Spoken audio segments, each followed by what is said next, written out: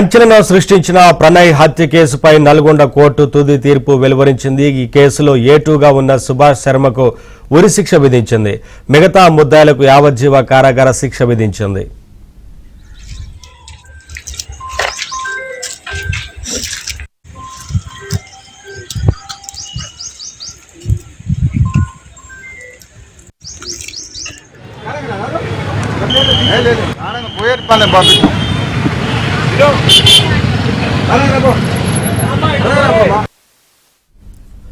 తీర్పు అనంతరం ప్రణయ్ తండ్రి బాలస్వామి, తల్లి ప్రేమలత, తమ్ముడు అజయ్ ప్రణయ్ సమాధి వద్ద నివాళులర్పించారు. సమాధి వద్ద పూలు చల్లి తీవ్ర భావోద్వేగానికి గురయ్యారు.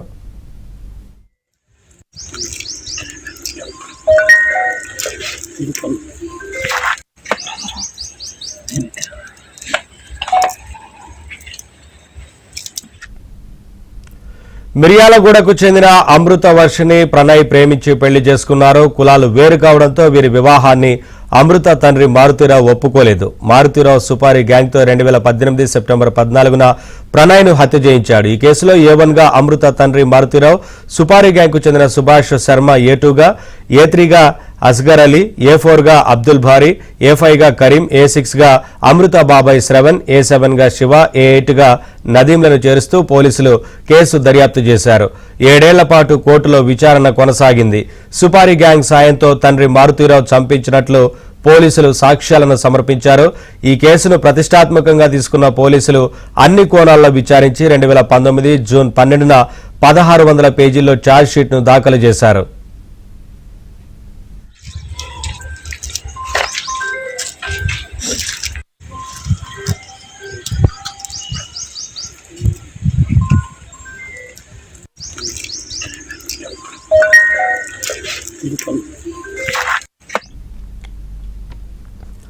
మానసికంగా కుంగిపోయిన మారుతీరావు బెయిల్ వచ్చిన 6 నెలల వ్యవధిలో మార్చి 8, 2020లో హైదరాబాద్లో ఆత్మహత్య చేసుకున్నారు. ఏటూగా సుభాష్ శర్మ గుజరాత్ మాజీ హోంమంత్రి అరుణ్ పాండే హత్య కేసుతో పాటు పలు కేసుల్లో నిందితుడిగా ప్రస్తుతం సబర్మతి జైలులో ఉన్నాడు.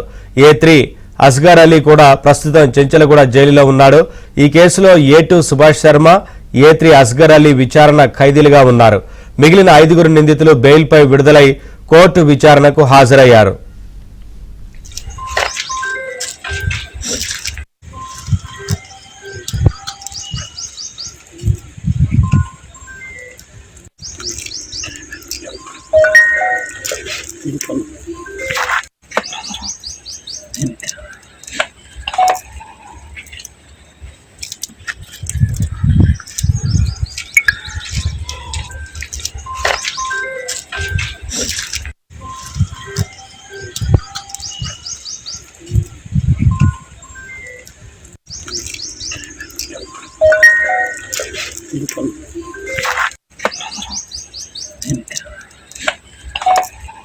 చాలా సిన్సియర్గా ఈ కేసును ఆనెస్ట్ ఇన్వెస్టిగేషన్, నాకు తెలిసి జ్యుడిషియల్ ప్రాసెస్లో కానీ ఇన్వెస్టిగేషన్ ఏజెంట్స్లో కానీ ఇంత అద్భుతమైనటువంటి ఛార్జ్షీట్ ఫైల్ చేయడం అంటే చాలా ఆనెస్ట్ ఇన్వెస్టిగేషన్ జరిగిందని చెప్పవచ్చు.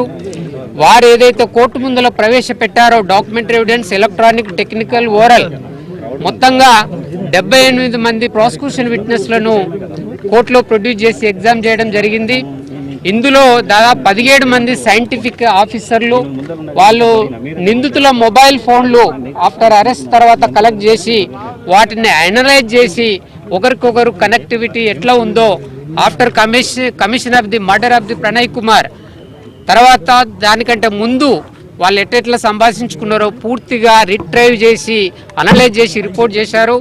అట్లాగే ఇన్వెస్టిగేషన్ ఆఫీసర్లు దాదాపు 10 మంది assist IO, main IO Srinivasa Rao కీలకంగా పనిచేశారు దీంట్లో. అట్లాగే ఐఓలు ఎవరైతే ఉన్నారో అసిస్ట్ చేశారో వాళ్ళందరికీ కూడా అభినందిస్తూ, అట్లాగే ఈ కేసులో ప్రధానంగా సాక్ష్యము ఐ విట్నెస్లు ఎవరైతే ఉన్నారో అమృత వర్షిని, అట్లాగే ప్రణయ్ కుమార్ తల్లి ప్రేమలత వాళ్ళ సాక్ష్యం కీలకంగా మారింది. Identification of the A2 Subhash Kumar శర్మను ఐడెంటిఫై చేయడం కానీ, అట్లాగే 2 జ్యుడిషియల్ ఆఫీసర్లు టెస్ట్ ఐడెంటిఫికేషన్ పీరియడ్లో కూడా ఐ విట్నెస్లు ఐడెంటిఫై చేయడం, ముఖ్యంగా సీసీ కెమెరా జ్యోతి హాస్పిటల్లో ఆ మర్డరు సీన్ ఏదైతే రికవర్ అయిందో అది చాలా కీలకంగా పనిచేసింది. దీంట్లో నేరస్తులు ఎక్కడెక్కడైతే షెల్టర్లు తీసుకున్నారో హోటల్ కానీ లాడ్జీలు కానీ అన్ని చోట్ల పోలీస్ ఆఫీసర్లు చాలా పకడ్బందీగా వారు ఉన్నటువంటి స్టే చేసినటువంటి హోటల్ రికార్డు కానీ సీసీ ఫుటేజ్లు కానీ every bit of evidence collect చేయడం జరిగింది. ప్రాసిక్యూషన్ కూడా సక్సెస్ఫుల్గా ఆనెస్ట్గా ఇక్కడ విట్నెస్లు ఎవరైతే చెప్పారో వాళ్ళు ప్రాంప్ట్గా ఎవిడెన్స్ దీంట్లో ఇచ్చారు. కోర్టు వారు కూడా రికార్డ్ చేయడం జరిగింది.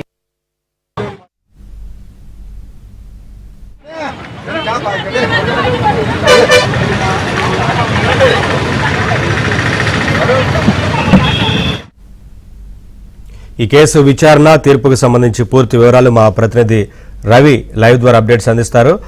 రవి, ఏమంటున్నారు? ఒకవైపున ప్రణయ్ కుటుంబ సభ్యులు ఏమంటున్నారు? ఈ తీర్పు అనంతరం వారు ఏం మాట్లాడారు?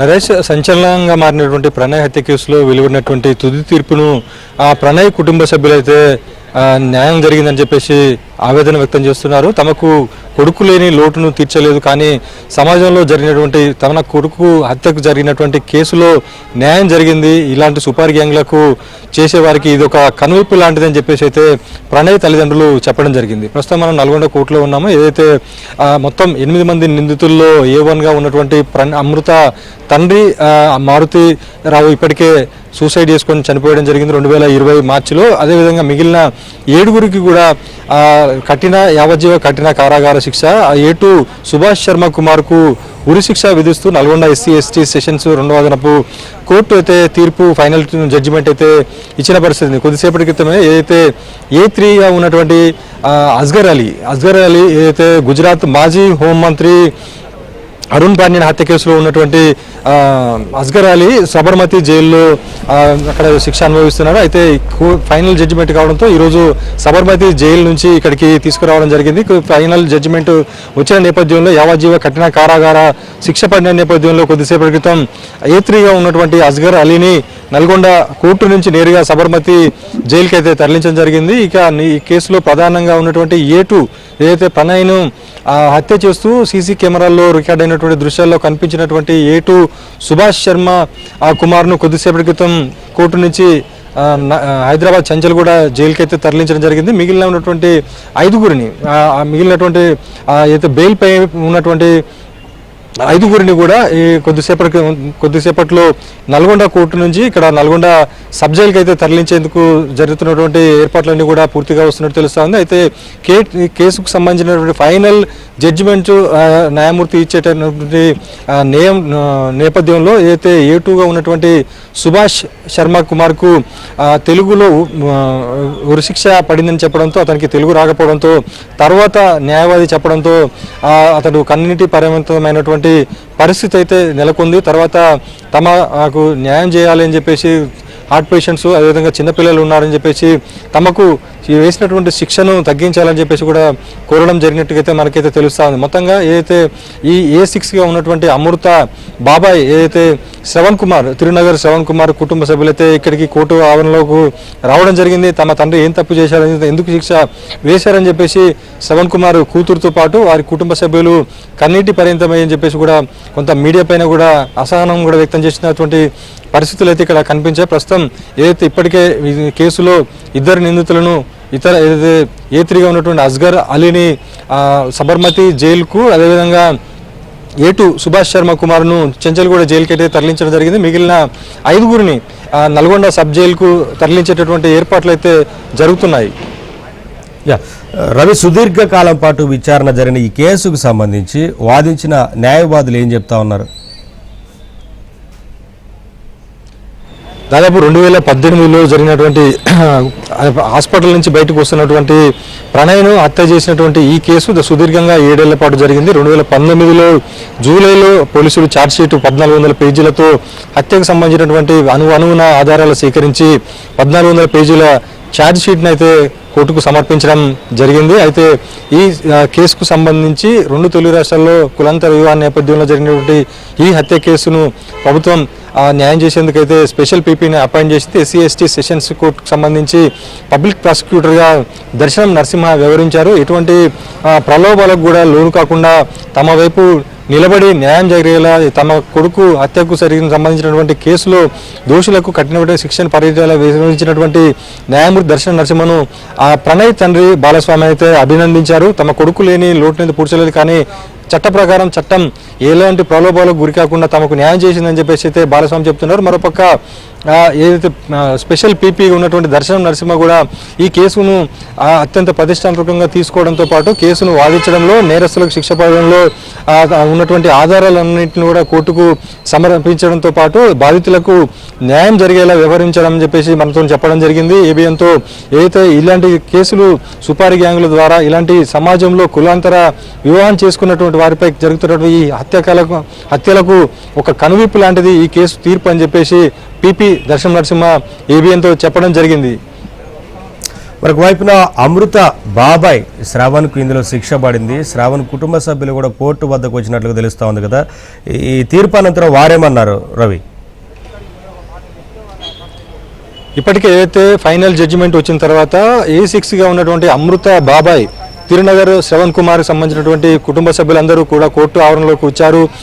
ఏదైతే శ్రవణ్ కుమార్ భార్య, అదేవిధంగా ఆయన కూతురు, వారి కుటుంబ సభ్యులు అందరూ కూడా ఇక్కడికి వచ్చేసి కోర్టు ఆవరణలోనే తీవ్రంగా కన్నీటి పర్యంతమయ్యారు. ఏ తప్పు చేశారని మా నాన్నకి శిక్ష విధించారని చెప్పేసి శ్రవణ్ కుమార్ కూతురు అయితే గద్గద స్వరంతో కూడా తీవ్రంగా అరుస్తూ కూడా ఆవేదన వ్యక్తం చేయడం జరిగింది. ఏ పాపం చేయకుండానే శిక్ష వేశారు అని చెప్పేసి కూడా మీడియా పైన కూడా మీడియా ఇలా చేయడం వలన వీళ్ళంతా జరిగిందని చెప్పేసి కూడా కొంత అసహనం కూడా వ్యక్తం చేసిన పరిస్థితిని తీవ్రంగా కన్నీటి పర్యంతం అవుతూ ఈ కేసుకు సంబంధించి పురోగతి కోసం హైకోర్టుకు అప్పీలుకు వెళ్లేందుకు కూడా ప్రయత్నం చేస్తామని చెప్పేసి కూడా వారు చెప్పడం జరిగింది.